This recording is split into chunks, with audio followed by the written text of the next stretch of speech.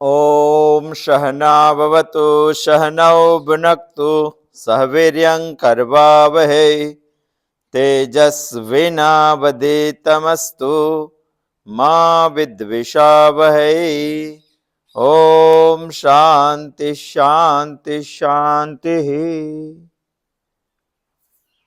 केनोपनिषद का हम अध्ययन कर रहे हैं। केनोपनिषद का प्रधान विषय है ब्रह्म ज्ञान। हमारे भारतीय तत्वज्ञान में कोई भी बात बतानी है तो संवाद या प्रश्नोत्तरी से बहुत अच्छी तरह से बताया जाता है। केनोपनिषद में भी सभी तत्वज्ञान की बात संवाद से बताने का प्रयत्न किया है। केनोपनिषद में आचार्य और शिष्य दोनों का संवाद है और संवाद करके केनोपनिषद हमें ब्रह्म ज्ञान बताना चाहते हैं। अभी हम दूसरे खंड के तीसरे मंत्र की आज चिंतन करेंगे। तात्पर्य यह है कि अब तक केनोपनिषद ने जो बताया वो आचार्य और शिष्य का संवाद था। अभी वही संवाद पूर्ण करके तीसरे मंत्र से श्रुति खुद ये जो संवाद की बात बताई है उनका तात्पर्य बताने का प्रयत्न कर रही है। श्रुति खुद बता रही है। अभी संवाद खत्म हो गया। संवाद का सारांश शुरू होता है तीसरे मंत्र से। मगर हमें संवाद से सारांश तक जाना है तो हमें संवाद का सारांश भी देखना पड़ेगा। यदि देख लिया तो श्रुति जो सारांश बता रही है, श्रुति जो तात्पर्य बता रही है, वो हमें अच्छी तरह से समझ में आ जाएगा। केनोपनिषद की शुरुआत हुई है। यदि हमें कोई भी तत्वज्ञान प्राप्त करना है तो जिज्ञासा तो चाहिए। यदि आप में जिज्ञासा खड़ी हुई तो आप में प्रश्न होगा ही। प्रश्न से ही जिज्ञासा आप प्रकट कर सकते हैं। इसीलिए केनोपनिषद केन नाम के शब्द से प्रश्न पूछते हैं शिष्य आचार्य जी को। ओम केनेसितम पतति प्रेषितम मनः। ये प्रश्न पूछकर केनोपनिषद आचार्य को शिष्य के द्वारा बताना चाहती है कि ये जो देहादि संगात है वो किसकी प्रेरणा से चल रहा है। केनेसितम पतति प्रेषितम मनः। ये हमारा मन किसकी प्रेरणा से विषयों में गिर रहा है, ये पूछता है। इस दुनिया में जन्म लेने वाले सभी इंसान को ये प्रश्न तो होना ही चाहिए। ये देहादि संघात यानी शरीर, इंद्रिय, मन, बुद्धि, अहम, जो बात हमें करते हैं, प्राण, वो सब किसकी प्रेरणा से चलता है, ये प्रश्न खड़ा होता है। जिज्ञासा होती है। पहले मंत्र में, पहले खंड के पहले मंत्र में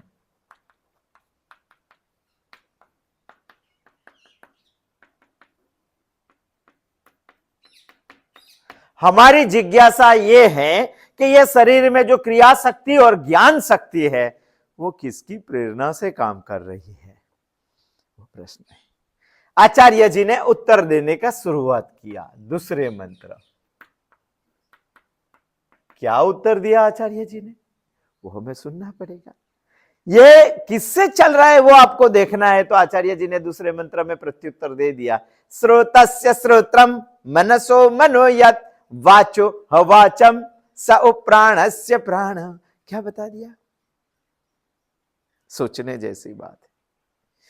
जो आप ऐसा समझ रहे हैं कि ब्रह्म मेरा कर्ण चला रहा है, इसे श्रोत्र है, नहीं, ये श्रोतस्य श्रोत्रम है, ये मन का मन है, ये वाणी की वाणी है, ये प्राण के प्राण है। ऐसा शॉर्ट में हमें उसका प्रत्युत्तर दे दिया और ऐसा भी बता दिया कि ऐसा है जो अति मुच्य धीराहा है वो उनको जान पाएगा। अति मुच्य धीराहा,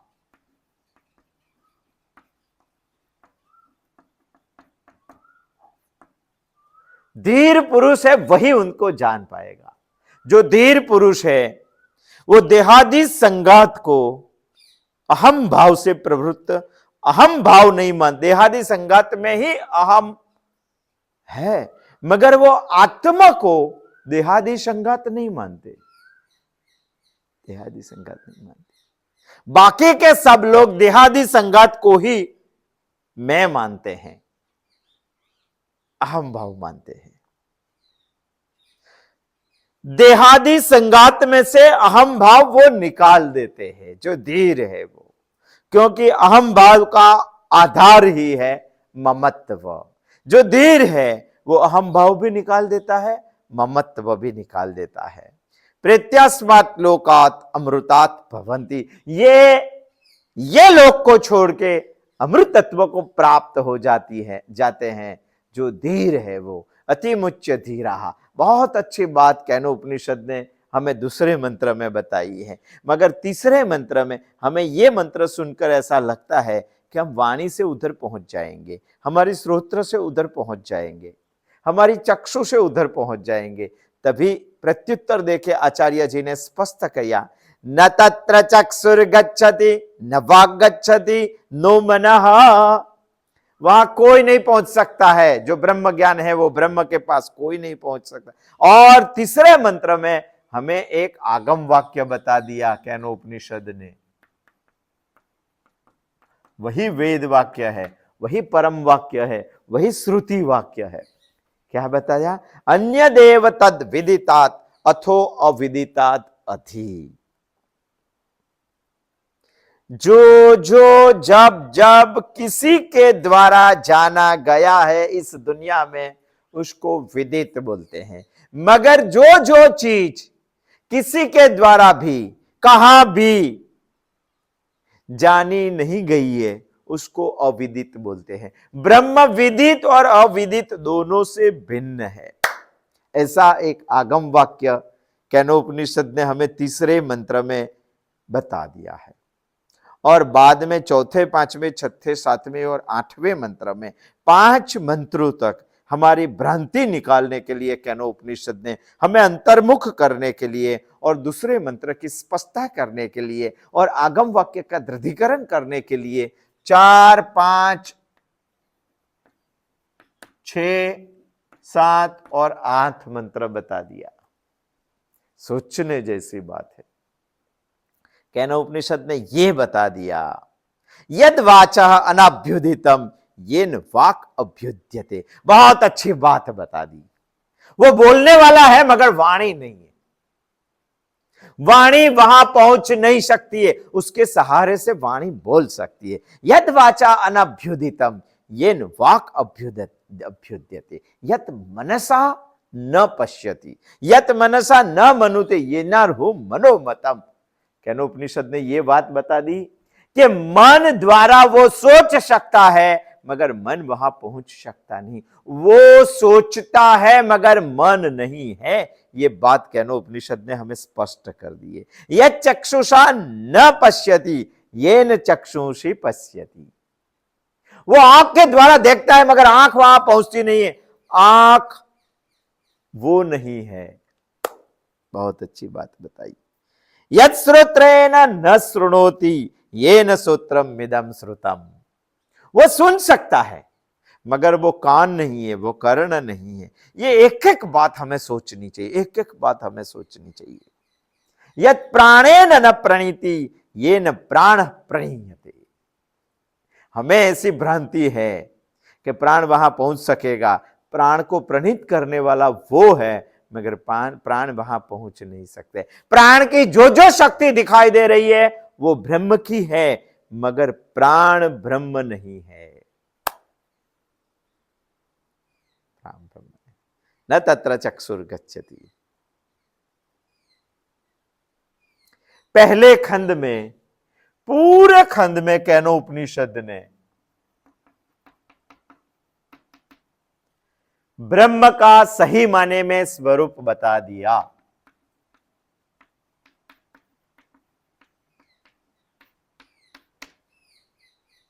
इतने में ही ब्रह्म का प्रधान विषय उन्होंने बता दिया और आगे पढ़ने की कोई जरूरत नहीं है। मगर दूसरा खंड प्रवृत्त क्यों किया? दूसरे खंड इसीलिए प्रवृत्त हुआ है कि जो शिष्य सुन रहा था उसको सही माने में ब्रह्म का ज्ञान हुआ है कि नहीं, उसका परीक्षण करना चाहिए। और वही परीक्षण के लिए दूसरे मंत्र की प्रवृत्ति हो गई, दूसरे खंड की प्रवृत्ति हो गई है। यदि पहले खंड का पूर्ण अध्ययन करके शिष्य ऐसा बता देता है कि मुझे पूर्ण ब्रह्म की समझ आ गई है, तभी आचार्य जी उसे बताते हैं, यदि मन्यसे सुवेदेति धारमेवापि नृणं त्वं वेत्थ ब्रह्मणो रूपम। यदि आप पहला खंड सुनकर ऐसा समझते हैं कि ब्रह्म का सही माने में पूर्ण ज्ञान मुझे हो गया है, यदि मन्यसे सुवेदेति धारमेवापि नृणं त्वं वेत्थ ब्रह्मणो रूपम। यदि आपने ऐसा सोच लिया कि पहला खंड पूरा 8 मंत्र मैंने पढ़ लिया और मुझे ब्रह्म का पूर्ण ज्ञान हो गया है, तो आचार्य जी बता रहे हैं तभी तो आपको ब्रह्म का अल्प ज्ञान ही हुआ है। यदस्य त्वं देवस्य देवस्व अयनु मीमांसमेवते मन्ये विदितम। यदि आपने ऐसा मान लिया कि मुझे देव रूप ब्रह्म का ज्ञान हो गया है, तभी तो आपकी सोच के ऊपर मीमांसा करनी ही पड़ेगी, ज्यादा सोचना पड़ेगा। ऐसा क्यों बताया? इसीलिए आचार्य जी बता रहे हैं कि ब्रह्म निरूपाधिक है। ब्रह्म के 3 रूप है, ब्रह्म के 3 सोपाधिक रूप है। एक है आध्यात्मिक, ये हमने देख लिया है। दूसरा है आधिभौतिक और तीसरा है आधिदैविक।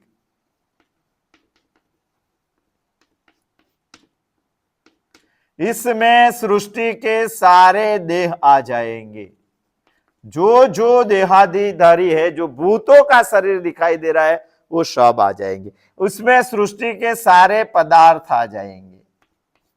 इसमें सृष्टि में जो देवताएं दिखाई दे रहे हैं ये सभी देवताओं आ जाएंगे। यानी कोई ऐसा मानेगा कि मुझे ब्रह्म का ज्ञान हो गया है, तो ये ब्रह्म के तीनों रूप सोपाधिक है और ब्रह्म निरूपाधिक है। ब्रह्म को कोई उपाधि नहीं है। यदि ब्रह्म कोई उपाधि नहीं है और सोपाधिक रूप को देख के आप ऐसा बता रहे, यदि मन्यसे सुवेदेति धारमेवापि मुझे ब्रह्म का ज्ञान हो गया है, तभी आचार्य जी बता रहे हैं कि निश्चित ही आपको अल्प ज्ञान हुआ है। क्योंकि आपको कोई ज्ञान तो हुआ है मगर ब्रह्म का ज्ञान नहीं हुआ है, क्योंकि वो निरूपाधिक है। आपको सोपाधिक का ज्ञान हुआ है और सोपाधिक का ज्ञान हुआ है, इसीलिए आचार्य जी ने बताया वो बात सही, आपको निरूपाधिक ज्ञान होना चाहिए और आपको सोपाधिक हो गया है।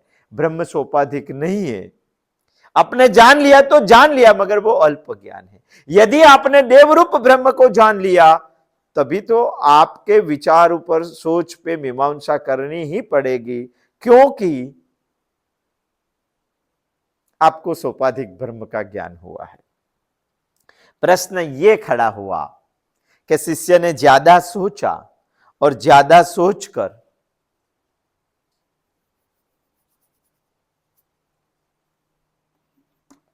प्रत्युत्तर देने का प्रयत्न किया,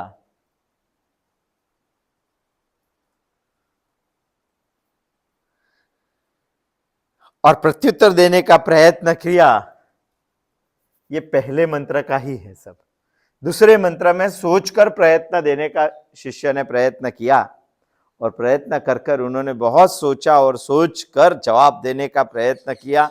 ये दूसरे खंड का दूसरा मंत्र है, नाहम मन्ये सुवेदेति नोन वेदेति वेदच।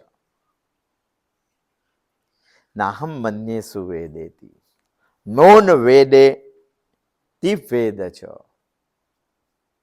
मैं ब्रह्म को जानता हूं ऐसा नहीं मानता हूं, और मैं ब्रह्म को नहीं जानता हूं ऐसा भी नहीं मानता हूं।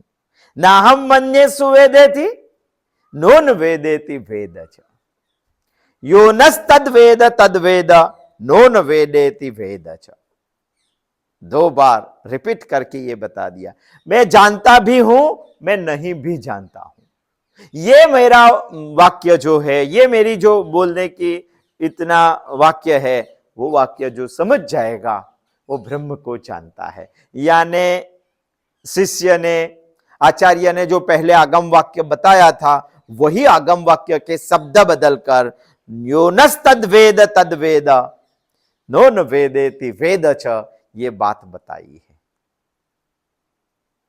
ये बात इसीलिए बताई है, अन्य देव तद विदितात अथो अविदितात अधि, वही सेंटेंस को अविदितात और विदित दोनों ब्रह्म नहीं है, यहां भी ऐसा बताया। मैं जानता हूं ऐसा मैं मानता नहीं हूं, मैं मानता हूं कि मैं जानता नहीं हूं, और मैं जानता भी हूं, मैं जानता नहीं भी हूं। ये मेरी बात जो समझ गया वो ब्रह्म को समझ जाएगा। वो ब्रह्म को जिन्होंने जाना है वही मेरी बात को समझ लेगा, मेरे सहपाठी वही बात मेरी समझ जाएगा। ऐसा शिष्य ने दूसरे मंत्र में सोच कर जवाब दे दिया। यहां दो मंत्र पे नस्तद वेदेति वेद च तद वेद च, ये बात बताने के बाद शिष्य ऐसी बात बता दी। इसीलिए यहां तक पहले खंड के 8 मंत्र, दूसरे खंड के 2 मंत्र, वहां तक शिष्य और आचार्य का संवाद था। यह संवाद यहां पूर्ण होता है तो आगे क्यों श्रुति चलती है? यह संवाद खत्म होने के बाद श्रुति अभी खुद सारांश बताती है, बोध बताता है। हम कभी पंचतंत्र में वार्ता सुनते हैं, जब स्टोरी सुनते हैं, हमें कहानियां सुनते हैं, तो कहानियां में वाघ भी आता है, हाथी भी आता है, अश्व भी आता है, कई बार राजा भी आता है, रानी भी आती है। ये पूरी स्टोरी सुनने के बाद 2 पेज की स्टोरी हमने सुन ली, बाद में 2 सेंटेंस में पूरी स्टोरी का बोध आता है, जिसको बोधपात कहते हैं। वैसे पूरे पहले खंड और दूसरे खंड के 2 मंत्र तक, यानी कि 10 मंत्र तक केनोपनिषद ने ब्रह्म का प्रधान ज्ञान हमें दे दिया है। आचार्य और शिष्य के संवाद के रूप में यह संवाद यहां पूर्ण होता है। और मंत्र तीसरा, श्रुति खुद अभी तात्पर्य बता रही है। किसका तात्पर्य? आचार्य और शिष्य का जो संवाद हुआ है उनका तात्पर्य बता रहे, उनका बोध बता रहे, उनका सारांश बता रहे हैं। इसीलिए हमने ये पूरा देख लिया कि अभी हम सारांश पढ़ेंगे। ये जो पूरी बात बताई है श्रुति ने 10 मंत्रों तक संवाद के रूप से, वो पूरी बात का सारांश, बोधपात, निष्कर्ष बताने वाली है श्रुति। अभी संवाद नहीं होगा, अभी श्रुति खुद बोलेगी, यानी उपनिषद खुद बोलेगी, और उपनिषद बोलकर हमें कुछ बताना चाहती है। ये बात है तीसरे मंत्र में, यस्य मतम तस्य मतम, यस्य मतम तस्य मतम, मतम यस्य न वेदसा, अविज्ञातम विजानताम, विज्ञातम अविजानतम। उसमें भी बहुत अच्छी बात बताई, हमें सोचने के लिए उपनिषद मजबूर करता है। मंत्र तीसरा, खंड पहला, क्या बात बताई है? यस्य अमतम तस्य, यस्य अमतम तस्य मतम। इनको समझने का हम प्रयत्न करेंगे। यस्य मतम तस्य मतम, यस्य अमतम तस्य मतम।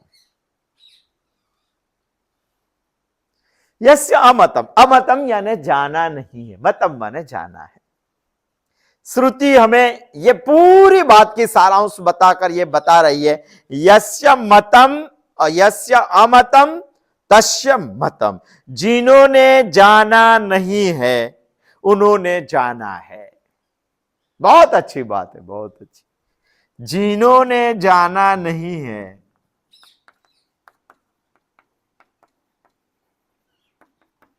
उन्होंने जाना है।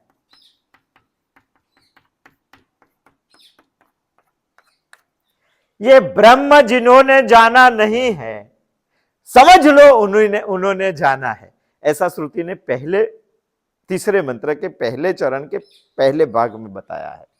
यस्य अमतम तस्य मतम, जिन्होंने जाना नहीं है उन्होंने जाना है, श्रुति मानती है।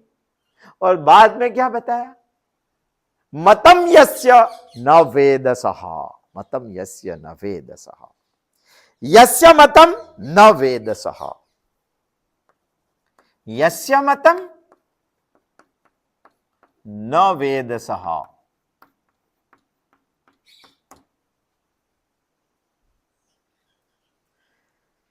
इसका भाषांतर क्या होता है वो भी हमें देखना पड़ेगा। यस्य मतम नो वेदसः,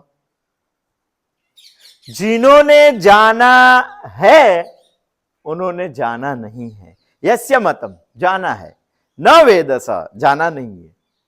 बहुत विरोधाभास दो बातें साथ साथ में उलट पुलट कर श्रुति ने बताई है।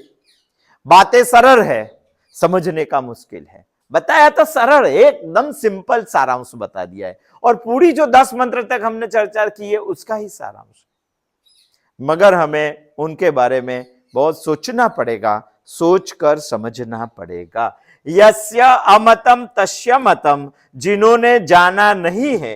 अमतम यानी जाना नहीं है, मतम का विरोधार्थी शब्द है। जिन्होंने जाना नहीं है उन्होंने जाना है। यस्य मतम न वेदसः, जिन्होंने जान लिया है उन्होंने नहीं जाना है, जिन्होंने नहीं जाना है उन्होंने जाना है। ब्रह्म एक ऐसी चीज है जो बताता है कि मैंने जान लिया है, श्रुति बता रही है कि उन्होंने नहीं जाना है। ब्रह्म एक ऐसी चीज है जो बताता है कि मैंने नहीं जाना है, श्रुति बता रही है कि उन्होंने जान लिया है। बात थोड़ी समझने जैसी है, हमें दीप में समझना पड़ेगा। यस्य मतम तस्य मतम, मतम यस्य न वेदसः, अविज्ञातम विजानताम, विज्ञातम अविजानतम, अविज्ञातम। ये भी सोचने जैसी है। अविज्ञातम विजानताम, विज्ञातम विजान अविजानताम। जो जानने वाला है वो नहीं जानता है, जो नहीं जानने वाला है वो जानता है। वही बात श्रुति दूसरे अर्थ में दूसरे चरण में बताती है। जो जानने वाला है वो ब्रह्म को जानता नहीं है, जो नहीं जानने वाला है वो ब्रह्म को नहीं जानते। यानी यही बात है, जिन्होंने बताया कि मैंने ब्रह्म को जान लिया, समझ लो उन्होंने ब्रह्म को नहीं जाना है। और जो बता रहे हैं कि मैंने ब्रह्म को नहीं जाना है, समझ लो उन्होंने ब्रह्म को जान लिया है। बहुत सारी हमें इसमें गलत फहमियां भी होने वाली है। यदि मैं बता दूं कि मैंने ब्रह्म को नहीं जाना है, तो क्या आप ऐसा समझ लेंगे कि ब्रह्म ने जाना है, उन्होंने जान लिया है? ऐसा नहीं है। ये एक कक्षा के लेवल के इंसान को बताकर केनोपनिषद ये बता रही है, हमें सोचना चाहिए। यहां पहला शब्द इस मंत्र का यस्य है। यस्य माने जिन्होंने, जिन्होंने माने किसने, वो हमें समझना पड़ेगा। यहां शब्द है ब्रह्मवेत्ता।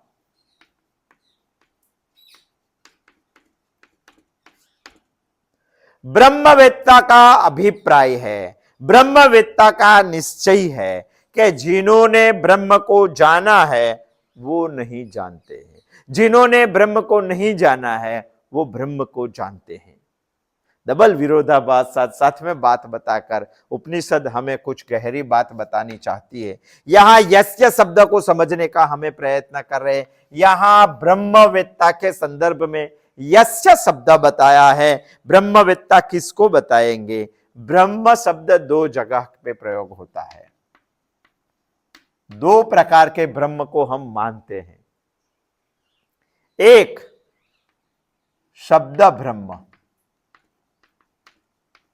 दूसरा पर ब्रह्म। शब्द ब्रह्म माने शास्त्र, पर ब्रह्म माने परमात्मा। ब्रह्मवेत्ता दोनों की जगह पे प्रयोग होता है। कई जगह पे सिर्फ ब्रह्म शब्द ही आता है। जब ब्रह्म शब्द आता है तभी संदर्भ की दृष्टि से हमें शब्द ब्रह्म या पर ब्रह्म समझना है वो समझ लेना चाहिए। जब भी शास्त्रों की बात होती है, श्रुति की बात होती है, तभी शब्द ब्रह्म शब्द है, और परमात्मा की जब बात होती है तो उनके लिए परब्रह्म शब्द है।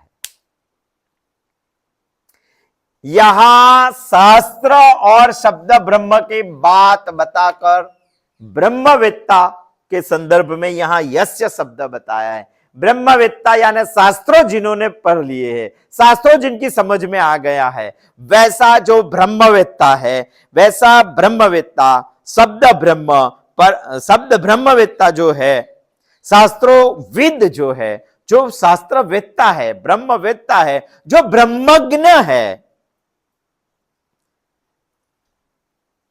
और जो श्रुति बता रही है, सबका अभिप्राय है। क्या अभिप्राय है?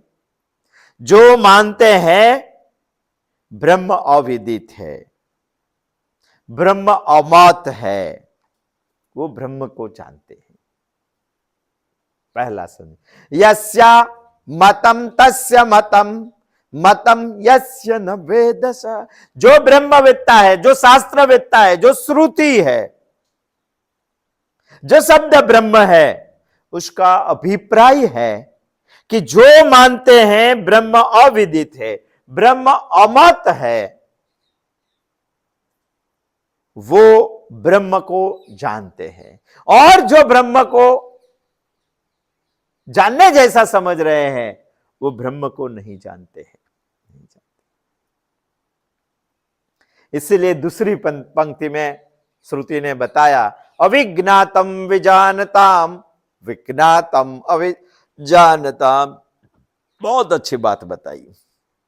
दूसरी पंक्ति में यही बात कुछ दोहरा कर केनोपनिषद बता रहे। दूसरे खंड के तीसरे मंत्र में, ब्रह्म को जानने वाला जानता नहीं है, ब्रह्म को नहीं जानने वाला ब्रह्म को जानता है।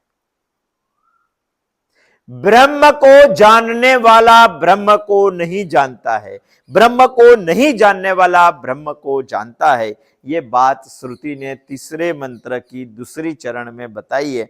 हमें ये मंत्र द्वारा श्रुति ज्ञानी और अज्ञानी दोनों का भिन्न प्रकार का फर्क, भेद समझाने का प्रयत्न कर रही है। कैसे, वो हमें समय लेकर समझना पड़ेगा। आने वाले बुधवार को आएंगे। ये तीसरे मंत्र के द्वारा, यस्या मतम तस्य मतम, मतम यस्य न वेदस, अविज्ञातम विजानताम, विज्ञातम अविजानताम। बहुत अच्छी बात बताइए। जिन्होंने ब्रह्म को जाना नहीं है, यस्य अमतम तस्य मतम, उन्होंने ब्रह्म को जान लिया है। जिन्होंने ब्रह्म को जाना है, वो ब्रह्म को नहीं जानते। ब्रह्म को जानने वाला ब्रह्म को नहीं जानता है, ब्रह्म को नहीं जानने वाला ब्रह्म को जानता है। ये भाषांतर है उनका। अब हम ये मंत्र के द्वारा सुश्रुति ज्ञानी और अज्ञानी का फर्क कैसे समझाती है, आने वाले बुधवार को आएंगे और पूरी तरह से समझेंगे कि श्रुति ये मंत्र के द्वारा हमें क्या समझाना चाहती है। अस्तु। जय श्री कृष्ण।